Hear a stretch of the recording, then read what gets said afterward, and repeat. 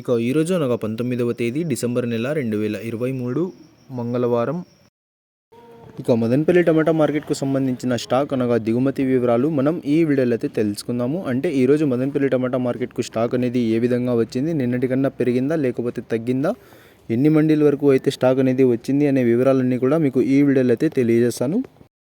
Stock information తెలుసుకునే ముందు మన ఛానల్ ఇంకా ఎవరైనా సబ్స్క్రైబ్ చేసుకోకుండా చూస్తా అంటే ప్లీజ్ సబ్స్క్రైబ్ చేసుకోండి. మనకు మదనపల్లి టమాటా మార్కెట్లో అయితే దాదాపుగా 27 మండీల దగ్గర నుంచి 30 మండీల వరకు అయితే ఉన్నాయి. ఇంచుమించు అన్ని మండీలకు కూడా ఇప్పుడైతే స్టాక్ అనేది వస్తుంది. కేవలం 1-2 మండీలకు మాత్రమే రావడం లేదు. ఇక ఈరోజు దిగుమతి విషయానికి వస్తే మన దిగుమతులు అయితే పెద్దగా మార్పు లేదు. ఇంచుమించు నిన్న వచ్చినట్లుగానే ఇవాళ కూడా అదే స్థాయిలో అయితే వచ్చింది.